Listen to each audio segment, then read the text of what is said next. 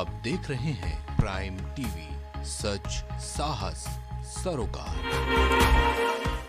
नमस्कार। चौथे चरण की देश की 96 लोकसभा सीटों पर वोटिंग चल रही है। बड़े बड़े चेहरे, बड़े बड़े दिग्गज मैदान में हैं और 10 राज्य और एक केंद्र शासित प्रदेश की ये 96 लोकसभा सीटें जहां पर वोटिंग चल रही है। बात करें यूपी की, देखिए दोपहर 1 बजे तक का डेटा आ चुका है। 39.66% का मतदान। बात करें शाहजहांपुर की तो 1 बजे तक के 36.34% मतदान वहां दर्ज किया गया है। इसी तरीके से बात करें अगर सीतापुर जिले की तो दोपहर 1 बजे तक का मतदान आंकड़ा कह रहा है 42.65% वोटिंग हो चुकी है। हरदोई में दोपहर 1 बजे तक 39.69% मतदान दर्ज किया गया है। इसी तरीके से बढ़ते आगे मिश्रिक की बात करेंगे, दोपहर 1 बजे तक 39% के आसपास का मतदान वहां भी दर्ज किया गया। उन्नाव में भी दोपहर 1 बजे तक 38.69% मतदान दर्ज किया गया है। 13 लोकसभा सीटें उत्तर प्रदेश की जहां वोटिंग चल रही है। कानपुर में 1 बजे तक 33.84% वोटिंग अब तक हो चली है दोपहर 1 बजे तक। कन्नौज हॉट फेवरेट सीट 43.14% मतदान दर्ज किया गया, यानी सबसे ज्यादा अगर बात करें सभी जिलों से तुलनात्मक तौर पर। बात फर्रुखाबाद की जहां पर दोपहर 1 बजे तक 44.39% मतदान, धौरहरा में 43.25%,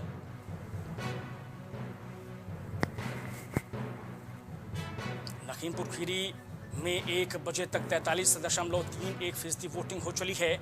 अहम सीट अकबरपुर में 1 बजे तक 38.69% मतदान दर्ज किया गया है।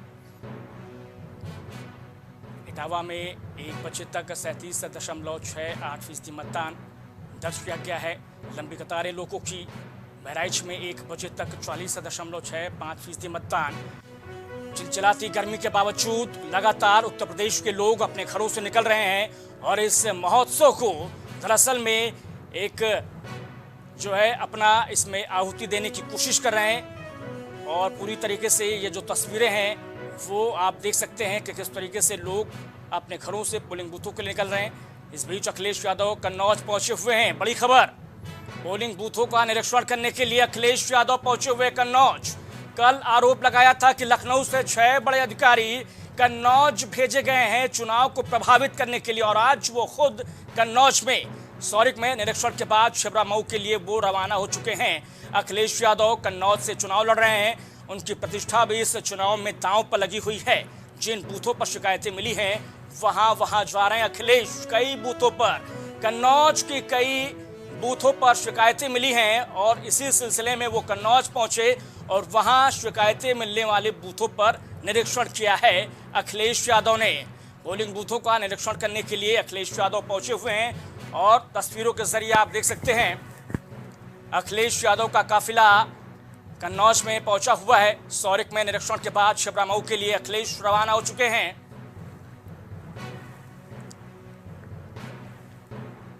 तो ये बड़ी खबर प्राइम टीवी पर आप तक पहुंचा रहे हैं। कई बूथों से शिकायतें मिल रही हैं, ऐसा कहना अखिलेश यादव का, और उन्हीं बूथों का जायजा लेने के लिए, निरीक्षण करने के लिए अखिलेश यादव खुद उन बूथों तक पहुंच रहे निरीक्षण के लिए।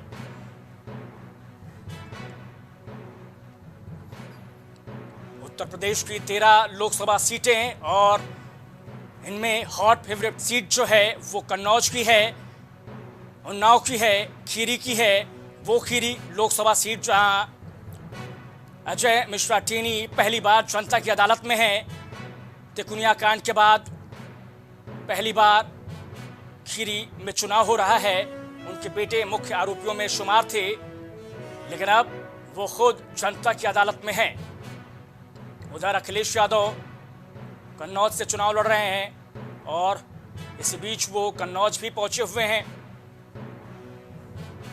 निरीक्षण के लिए पहुंचे हुए हैं पोलिंग बूथों का और लगातार जायजा ले रहे हैं जहां भी शिकायतें मिली हैं।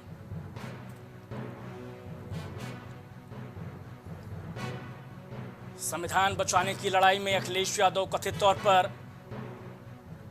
62 सीटों पर चुनाव मैदान में। समाजवादी पार्टी 17 सीटें कांग्रेस के हिस्से में, 1 सीट टीएमसी को दी गई है इन 80 लोकसभा सीटों में। और इन 62 लोकसभा सीटों में देखिए अखिलेश यादव बड़े विपक्षी नेता, सबसे बड़े विपक्षी नेता अखिलेश यादव खुद कन्नौज से चुनाव मैदान में हैं। राहुल गांधी संग उन्होंने संयुक्त जनसभा को संबोधित किया था, जिसके समर्थन में, अखिलेश के समर्थन में राहुल गांधी ने अखिलेश को भाई बताते हुए कहा था कि भारी मतों से अखिलेश को विजयी बनाना है। और आज देखिए, जिस दिन का इंतजार था, जिस घड़ी का इंतजार था, वो घड़ी आखिरकार आ गई है।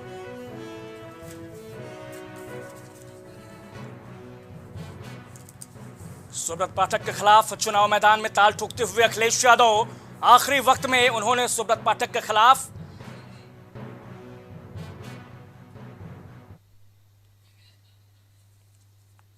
देखिए, हमारे साथ एक खास पैनल मौजूद है चर्चा के लिए। हमारे साथ मौजूद हैं कांग्रेस से रोहन सिंह जी, बहुत स्वागत आपका। हमारे साथ आम आदमी पार्टी से प्रियंका श्रीवास्तव जी, बहुत स्वागत आपका भी। बीजेपी से शिव सिंह भारती, आपका भी बहुत स्वागत है। और साथ ही साथ हमारे साथ मौजूद हैं दिलीप यशवर्धन जी, राजनीतिक विश्लेषक के तौर पर, आपका भी बहुत स्वागत है। राम ऋषि पांडे कन्नौज से हमारे संवाददाता, बहुत स्वागत आप सभी तमाम मेहमानों का। शुरुआत 2019 के नतीजे ये बतलाते हैं कि बीजेपी सभी 13 सीटों पर चुनाव जीती थी, इसलिए चुनौती बड़ी है। संभावनाएं क्या कुछ हैं समाजवादी पार्टी के लिए, कांग्रेस अलायंस के लिए? शुरुआत रोहन सिंह जी से। होने को कुछ नहीं होता, उसके पास पाने को सब कुछ होता है। सबसे आसान बात है, लेकिन शुरुआत इसी से करता हूँ। भारतीय जनता पार्टी ने अपने 10 साल में क्या काम किया, ना प्रधानमंत्री मंच से बता पाते हैं, ना उनके गृह मंत्री, ना भारतीय जनता पार्टी के नेता। इनके पास कहने के लिए सिर्फ 370, पाकिस्तान, कांग्रेस, जवाहरलाल नेहरू, मुसलमान, इसके अलावा करने को कुछ बात नहीं। इसीलिए नौजवान इनसे दूर हो गया, नौजवान ना उम्मीद है, इसीलिए वोटिंग परसेंटेज भी गिर रहा है।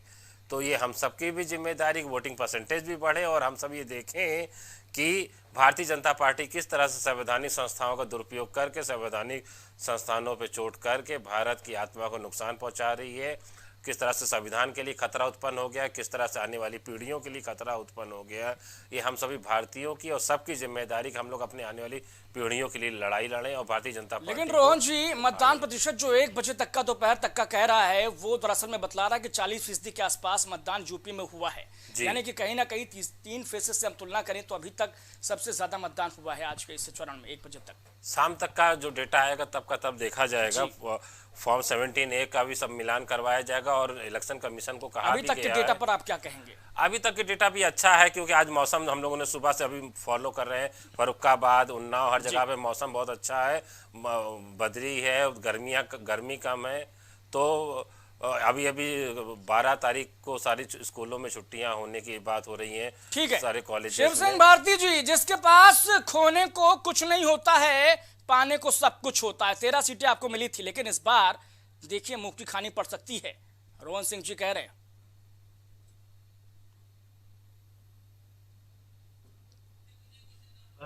शिव सिंह इसमें जो इंडिया अलायंस है जी, वो इसी में खुश थी कि मतदान प्रतिशत कम हो रहा है, और मतदान प्रतिशत कम को ही इन्होंने अपनी जीत का आधार मान लिया था।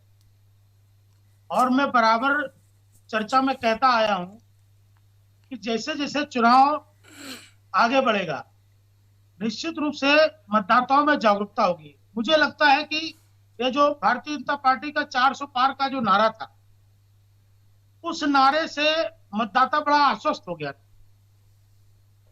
और जब इन्होंने विपक्ष के लोगों की जब ये बातें सुनी, अनर्गल बातें जो ये लोग करने लगे कि संविधान खतरे में है, अभी ये कह रहे थे कि ये पाकिस्तान और इन सबके से अलग नहीं जाते। मैं इनसे पूछना चाहता हूं, ये चुनाव में कौन से विकास के मुद्दे को लेकर आए?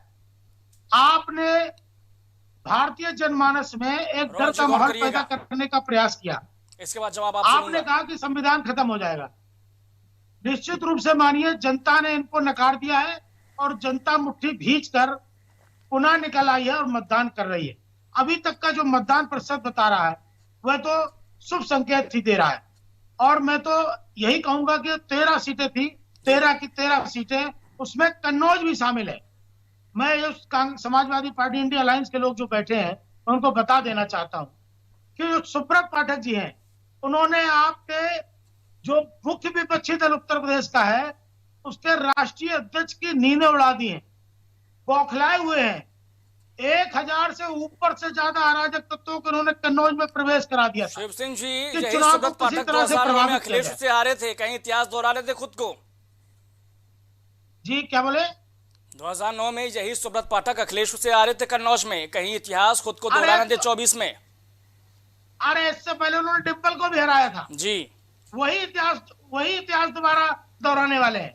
आप उससे पहले क्यों जा रहे हैं? मैं तो अभी वर्तमान की बात कर रहा हूँ। उससे पहले का जो चुनाव था, आप उस चुनाव को देखिए। वह चुनाव भी बड़ी दमदारी से अखिलेश यादव जी नहीं लड़ा था।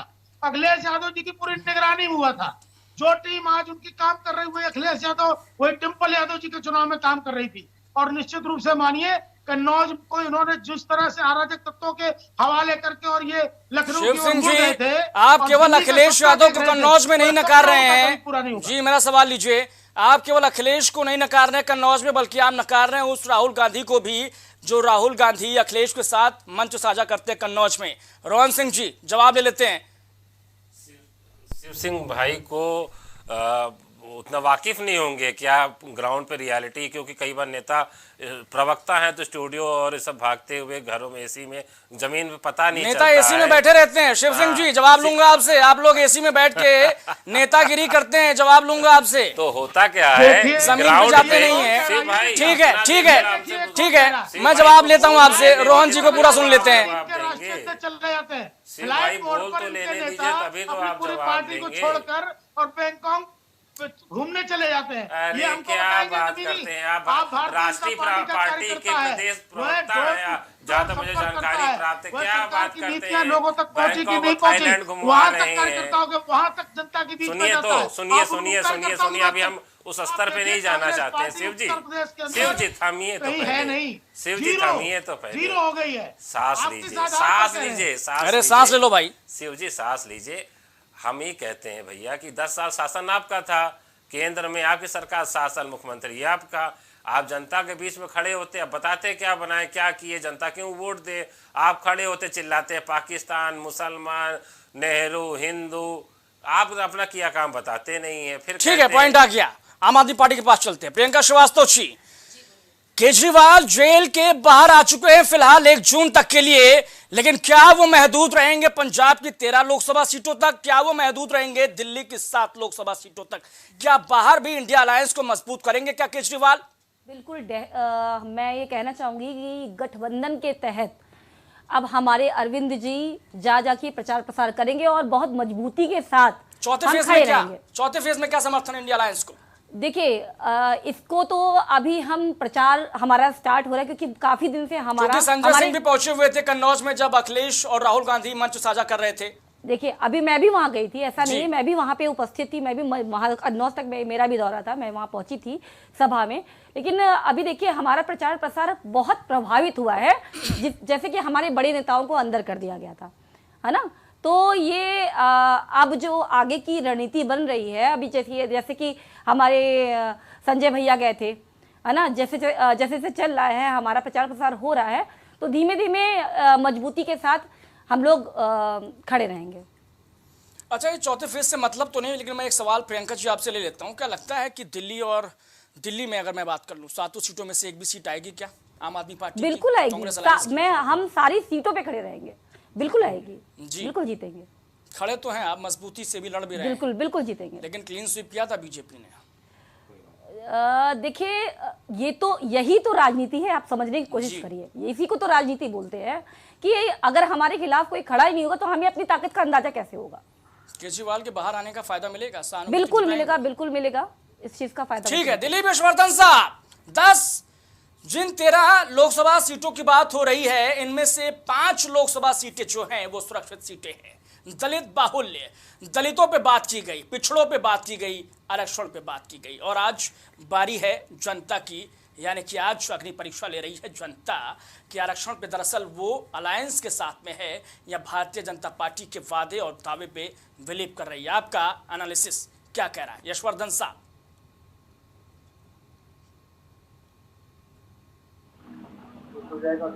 बात करूंगा वो नाराज है, इसलिए मैं ऐसे कोई बात नहीं करूंगा जी। एनालिसिस ये जरूर है कि 13 की 13 सीटें भाजपा के पास थी वो वापस तो नहीं आएंगे, उनमें से कुछ सीटों की कमी जरूर होगी। जी गौर कर लीजिएगा शिवसेना जी, 13 की 13 सीटें बीजेपी के पास नहीं रहेंगे। ठीक है दिलीप जी कंटिन्यू। उसके बहुत सारे फैक्टर हैं राम जी, जैसे कन्नौज की सीट पर जो लड़ाई है वो बड़ी मजबूत लड़ाई है। अजय मिश्रा टेनी जी की सीट को विपक्ष ये कह रहा है कि वो खतरे में है, लेकिन अगर जिस वजह से खतरा बताया जा रहा है वो उस वजह में अगर वाकई में कुछ दम होता, उसका असर विधानसभा सीट पे भी दिखाई देता। विधानसभा चुनाव में उस खतरे के बावजूद, क्योंकि वो जो इंसिडेंट हुआ था वो 2021 में हुआ था जी, और 2022 में उस जगह की 7 की 7 विधानसभा सीटें भाजपा के फेवर में चली। इसका मतलब जनता ने उस इंसिडेंट का कोई हवाला इलेक्शन में नहीं लिया था, तो तब नहीं लिया था तो अब भी नहीं देगी। तो मुझे लगता है कि टेनी साहब उस इंसिडेंट को छोड़ करके अगर कोई फैक्टर उनके अगेंस्ट में जाएगा तो बात अलग है। अदरवाइज उस इंसिडेंट से जो विपक्ष भरोसा कर रहा है उसका कोई फर्क नहीं पड़ने वाला। और तीसरी बार भी अजय मिश्रा टेनी अपनी सीट से बाहर निकल आएंगे। उसके अलावा जो साक्षी महाराज हैं, साक्षी महाराज की सीट काफी दिनों से सुरक्षित है, चल रही है और मुझे लगता है कि वो भी सीट निकाल लेंगे।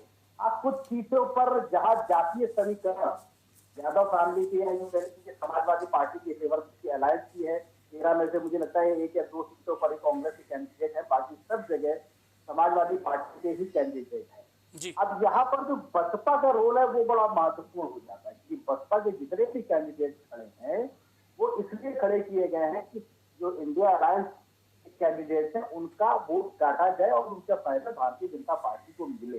राजनीतिक गलियारे में बड़े कॉमन सी बात। क्या लगता है कि जानबूझकर क्या इस तरीके से एकला चलो की नीति पर बहुजन समाज पार्टी चल रही है, ताकि फायदा जो है वो चलो की नीति नहीं है, एकला चलो की नीति सिर्फ स्लोगन्स में है। जैसा कि राजनीति में होता है कि कथनी कुछ और होती है, करनी कुछ और होती है। बसपा की कथनी और करनी एकदम डिफरेंट होती है।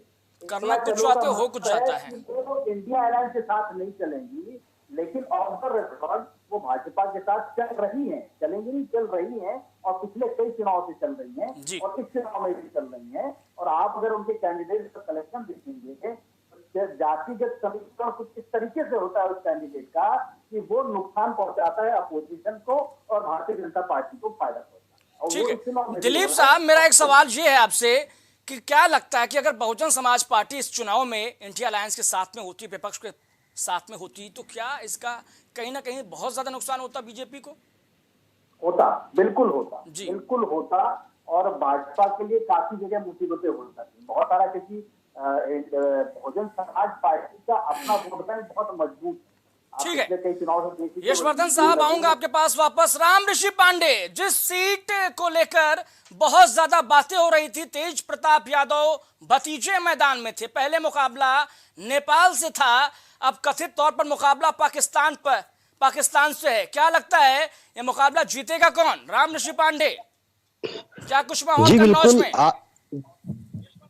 जी बिल्कुल आपको बता दें, जब से तेज प्रताप की जो टिकट काटी गई उसके बाद अखिलेश यादव मैदान में आए, तो उसके बाद जो है जो बूथ अध्यक्ष हैं, उनके कार्यकर्ता हैं, उनका मनोबल थोड़ा बढ़ गया था। अखिलेश यादव आने के बाद पूरा माहौल चेंज हुआ है। जो वोटर जो है सुरक्षा और ये आपका ये कानून व्यवस्था जो है उसको लेकर वोट कर रही है। कहीं ना कहीं देखा जाए इस समय सांसद सुब्रत पाठक और अखिलेश यादव दोनों लोगों की यहाँ टक्कर देखने को मिल रही है।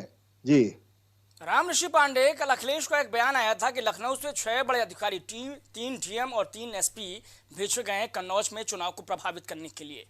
उस दावे में कितना दम, क्या आधार उसका? और आज की स्थिति जो है, आज भी अखिलेश यादव कई जगहों पर निरीक्षण के लिए पहुंचे थे और कह रहे हैं कि भाई शिकायतें मिल रही थी इसलिए निरीक्षण कर रहे हैं। क्या अपडेट है?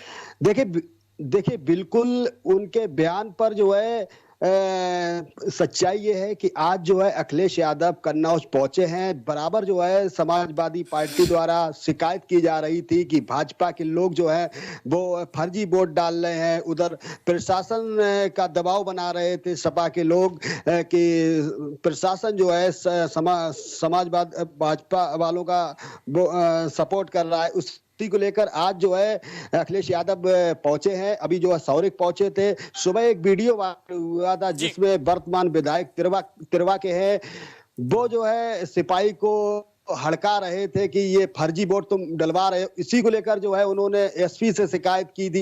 एसपी ने संज्ञान में भी लिया है उस सिपाही से। एसपी ने फोन पर जानकारी ली है। उसके बाद अखिलेश यादव अभी सौरिक पहुंचे हैं, उस सिपाही से भी मिले हैं और उसके बाद जो है छिबरामऊ अभी पहुंचे हैं। उसके बाद छिबरामऊ पहुंचने के बाद मीडिया से उन्होंने बात नहीं की और सिर्फ गाड़ी में बैठकर उन्होंने जो है ये कहा है कि बेईमानों से जो है बचना है और आपको वोट करना है। जी, बेईमानों से बचना है, वोट करना है।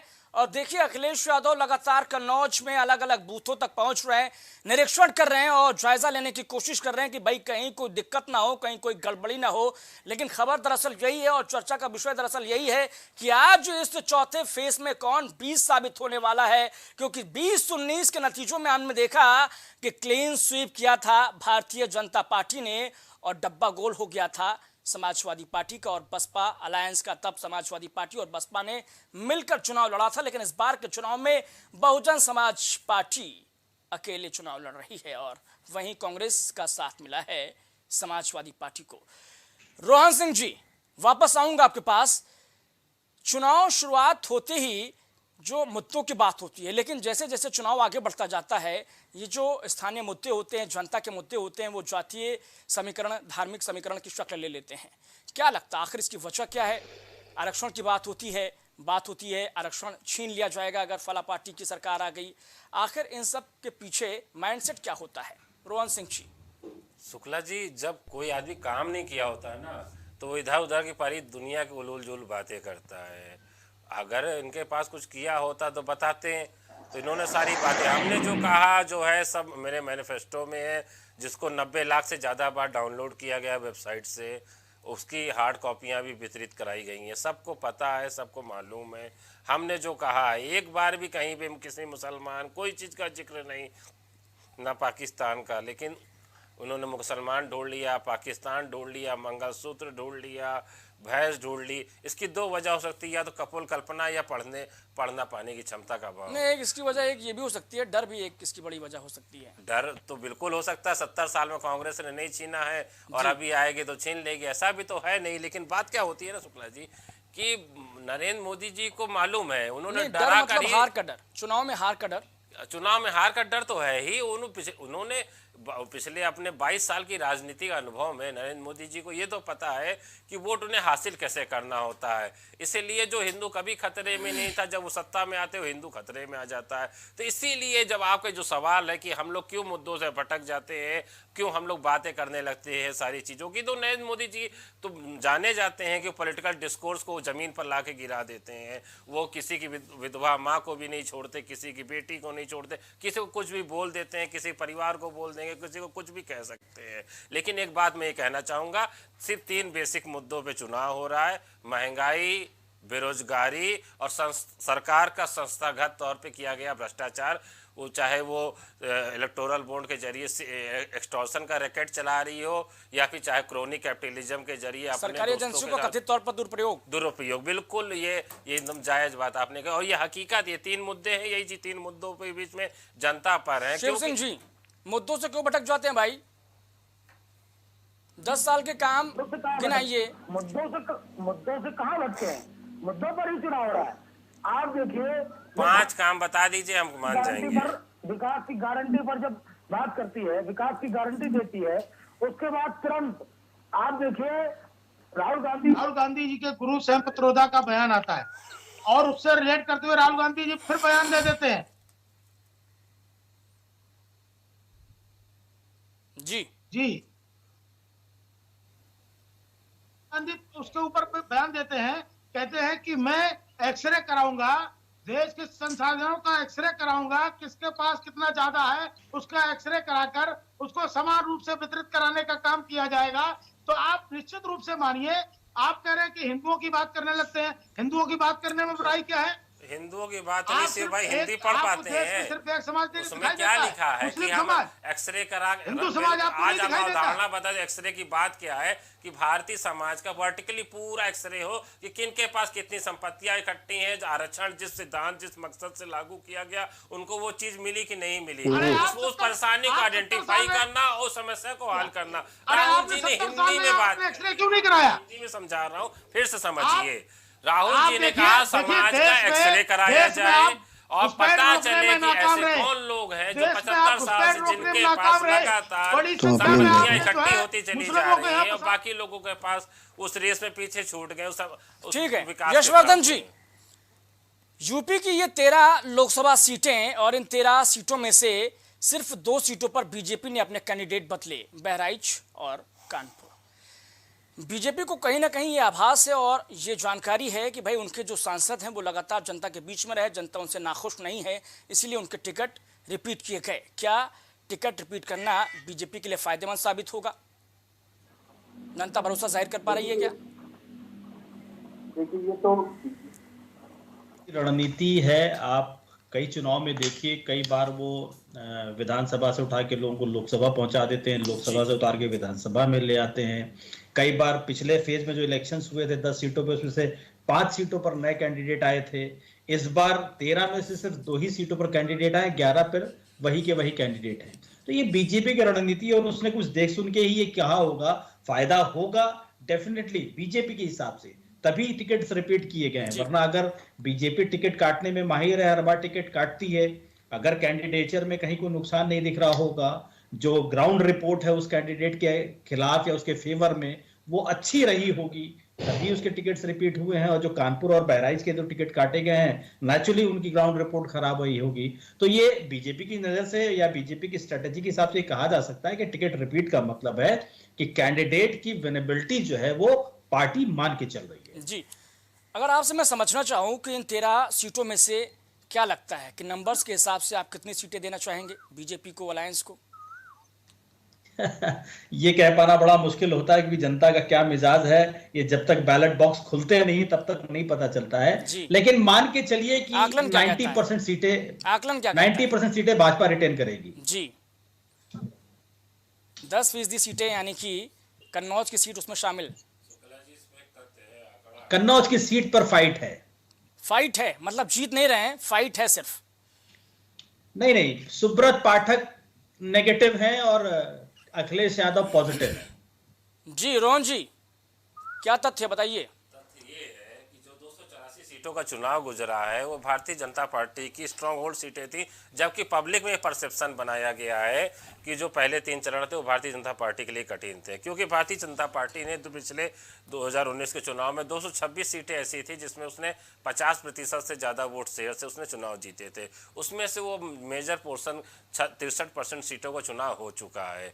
अब एक एक सीटों पर लड़ाई होगी, एक एक बूथ पे एक एक वोट के लिए लड़ाई होगी और भारतीय जनता पार्टी को उखाड़ फेंकने के लिए जनता तैयारी है। चुनाव जनता लड़ रही है, राजनीतिक दल भारतीय जनता पार्टी से लड़ ही नहीं सकते, क्योंकि भारतीय जनता पार्टी एक गिरोह की तरह काम करती है। उसके पास आकुश संपदा है, आकुश व्यवस्था है, उनके पास पूरा सरकारी संस्थाओं, सरकारी एजेंसियां, देखिए दिलीप जी राजनीतिक विश्लेषक हैं और उन्होंने बतला दिया कि 90% सीटें इन 13 सीटों में से जीत रही है बीजेपी, पलड़ा भारी है। जी, आपका आकलन क्या कह रहा है? मेरा आकलन बिल्कुल ये कह रहा है कि हवाई बातों से उलट जमीनी जो उन्होंने 13 बताया उसमें जमीनी का कुछ होगा नहीं। मैंने 9 राज्य घूमे हैं, तो मैं अगर उस तरह से बात करने लगूं तो अलग विश्लेषण हो जाएगा। इसके लिए हम लोग 4 जून को बैठ जाएंगे। लेकिन मैं एक बात बताना चाहता हूं कि भारतीय जनता पार्टी के लिए नौजवानों में बिल्कुल कोई उत्साह नहीं है। आप खुद से देख सकते हैं पोलिंग स्टेशन के बाहर आपके जो संवाददाता लगे उनसे पूछे कितने % नौजवान आकर वोट कर रहा है 21 साल से 30 साल के बीच में। भारतीय जनता पार्टी का जिसने माहौल बनाया, जिसने उसके लिए झंडा उठाया, वो आदमी किनारे कर दिया गया। वो सारे लोग गालियां दे रहे हैं, उनके परिवार वाले, उनके लड़के नौजवान इस उम्र में ओवर एज हो गए, नौकरियां नहीं मिल रही हैं। ये भाई बहुत रियल प्रॉब्लम है, ये ग्राउंड की प्रॉब्लम। युवाओं में, नौजवानों में उत्साह क्यों नहीं है? क्योंकि राहुल गांधी तो न्याय यात्रा निकाल रहे हैं, घूम घूम कर उन्होंने राज्यों की यात्रा करी है, लोगों से मुलाकातें करी हैं, आप भी लगातार जो है लोगों के बीच में हैं, तो क्या आप वो मैसेज कहीं छोड़ नहीं पाए क्या? शुक्ला जी, ये नाउमीदी है। ये आप समझिए कि हम सत्ता में नहीं है, ये एक नॉर्मल चीज है कि जो सत्ता में है, जिसने 10 साल का काम किया, जिसने वादा किया, जिसने बुलाया, जिसने ब्रेन वॉश करके भेजा, जब उनको 10 साल में नहीं मिल रहा तो वो युवा उनसे उसका मोह भंग। ठीक है शिव सिंह जी, भाई 10 सालों में कुछ नहीं लाए, लेकिन आप लेकर के आए ना उम्मीदी। देखिए, अभी हमारे जो मित्र साथी कह रहे हैं, भारतीय जनता पार्टी ने देश के अंदर ही नहीं पूरे विश्व में भारत की क्या छाप छोड़ी है। आप देखिए युवा जो जिसके पास हाथों में रोजगार नहीं था, हमने मुद्रा लोन हो, तमाम तरह से मैं कहना चाहूंगा तमाम तरीके से हमने रोजगार देने का उनको काम किया। आप देखिए, इनकी सरकारें थी, नकल माफिया सक्रिय होकर रोजगार दिए, पर्चे भी लीक कराए, काम करते थे, पर्चे भी लीक और कराए, बेरोजगारों की संख्या अदालतों में मामले रखते रहे। जी, पर्चे भी लीक हुए आपकी सरकार में।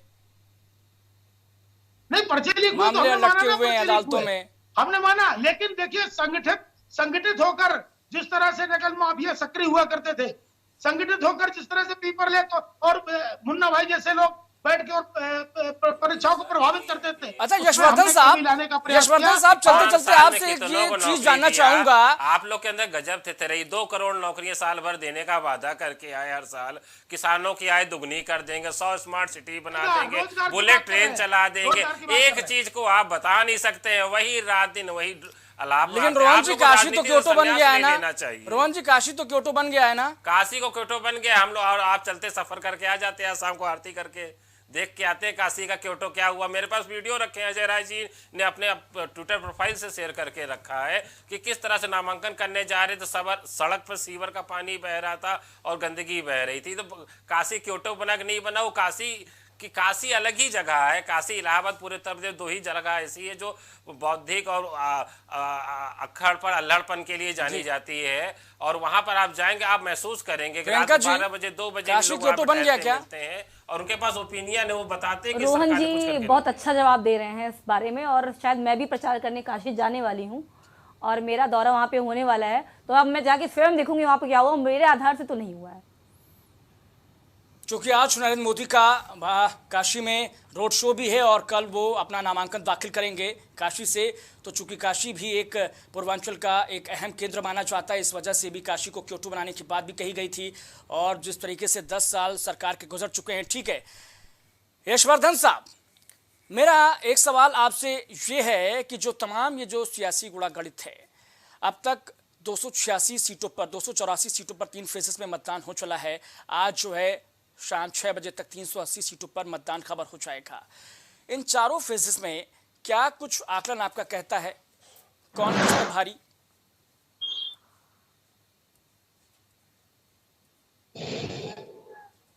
दिलीप जी,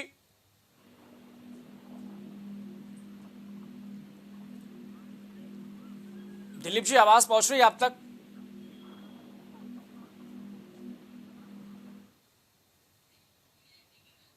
ठीक है, राम ऋषि पांडे हमारे साथ लगातार जुड़े हुए हैं, कन्नौज से हमारे संवाददाता हैं। राम ऋषि, आप लगातार पल पल की अपडेट दे रहे हैं, नजर बनाए हुए हैं कन्नौज की हर एक गतिविधि पर।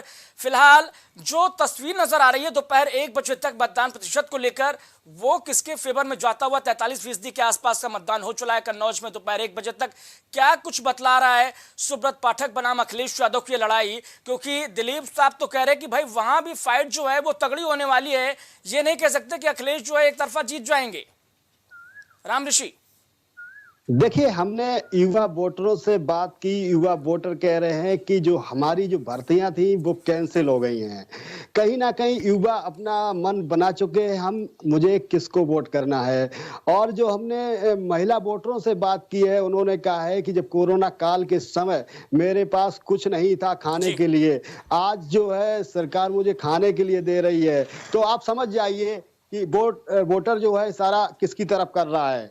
ठीक है राम ऋषि, समाजवादी अलायंस जो वोट करेगा वो तो अखिलेश के चेहरे पर करेगा, अखिलेश के काम पर करेगा, लेकिन बीजेपी का जो वोटर है वो वोट कर सकता है सुब्रत पाठक के चेहरे पर भी, नरेंद्र मोदी के चेहरे पर भी। लेकिन यहां पर क्या लगता है कि सुब्रत पाठक ने 5 साल में विकास काम किए क्या? देखिए, सांसद सुब्रत पाठक की अगर बात की जाए तो उन्होंने जो है कई ऐसे विकास कार्य किए हैं, खैर जमीनी स्तर पर भी वो दिखाई दे रहे हैं। और अखिलेश यादव जो सांसद हुआ करते थे जब थे तो उन्होंने भी कई विकास कार्य कराए थे, जैसे सौसया अस्पताल हुआ, काऊ मिल के तिरवा में हुआ, और ये आगरा लखनऊ एक्सप्रेसवे हुआ। उन्होंने भी कई जो है लोकसभा में विकास कार्य कराए थे। चलते क्या सुब्रत पाठक चुनाव से पहले 5 साल में कन्नौज में नजर आते थे क्या आपको? जी बिल्कुल।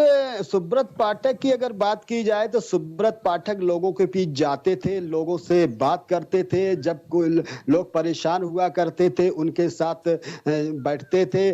और सुब्रत पाठक का कहीं ना कहीं दौरा लगातार चल रहा था। ठीक है, हम समझ गए, आकलन आपका समझ गए। सुब्रत पाठक ने बहुत काम किया, आकलन आपका समझ गए। ठीक है, आखिर में शिव सिंह भारती, रोहन जी तो बतला नहीं रहे हैं कि 13 सीटों में से कितनी सीटें हैं, लेकिन आप हवाई बातों से उलट जमीन पर कितनी सीटें? नोट कर रहा हूं मैं। आप देखिए, नोट कर लीजिए जी। मैं उसमें कन्नौज भी जोड़ रहा हूं, मैं फिर से पुनः कह रहा हूं, मैं कन्नौज भी जोड़ रहा हूं। जिस तरह से समाजवादी पार्टी की बाछें खिल गई थी कि जब अखिलेश यादव वहां पर चुनाव लड़ने को आए तो उनको लगा कि हमारे भैया चुनाव लड़ने आ रहे हैं, फिर से अराजकता उसी चरम पर होगी, पुराने धंधे फिर से चालू हो जाएंगे। लेकिन आप यकीन मानिए सुब्रत पाठक जी ने उनकी चूल्हे हिलाने का काम किया है। इतना घुस के चुनाव लड़ा कि अखिलेश यादव जी आज परेशान हैं। विभिन्न तरह के आरोप लगाकर भारतीय जनता पार्टी को, चुनाव आयोग को बदनाम करने का प्रयास कर रहे हैं। इनकी हताशा और निराशा इसी बात को सिद्ध करती है कि ये चुनाव हार चुके हैं। प्रियंका श्रीवास्तव, आखिर में चलते यूपी से आपका खास लगाव रहा है, आम आदमी पार्टी का। विधानसभा चुनाव आप लड़ते रहे हैं, लेकिन क्यों इस लोकसभा सीट उत्तर प्रदेश में आपने एक भी सीट नहीं मांगी अलायंस से? इस समय हमारी पार्टी, जैसे कि आप सब लोग जान रहे हैं, इस समय पार्टी को बहुत कहना नहीं चाहिए, परेशान किया जा रहा है हमारी पार्टी को। और हमारा पूरा लड़ने का मन था। नहीं, सीट आपने मांगी नहीं कि मिली नहीं? मांगी। देखिए, गठबंधन के तहत मांगने की बात नहीं है, देखिए इसकी तैयारी भी तो होती है।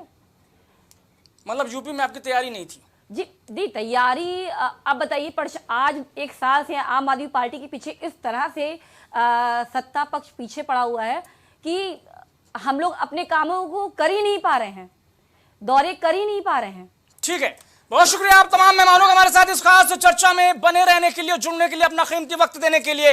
लेकिन आज चौथे चरण का चुनाव जो है ऑन है और इस वक्त जो है 96 लोकसभा सीटों पर देश भर में वोटिंग चल रही है। चौथे फेज में आज तक के 380 लोकसभा सीटें खबर हो जाएंगी। इसके बाद बाकी रह जाएंगे सिर्फ और सिर्फ 163 लोकसभा सीटें जो खत्म हो जाएंगे बाकी के 3 चरणों में। लेकिन कौन किस पर होगा भारी? क्या एनडीए या फिर इंडिया अलायंस?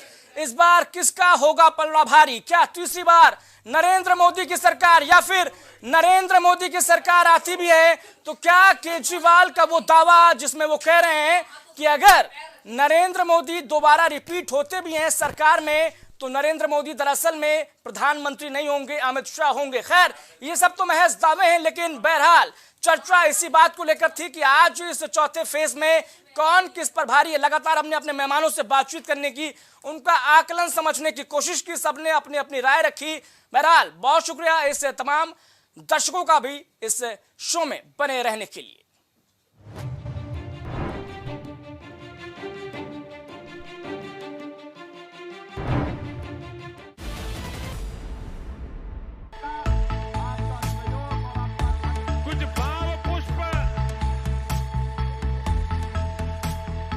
आप देख रहे हैं प्राइम टीवी, सच साहस सरोकार।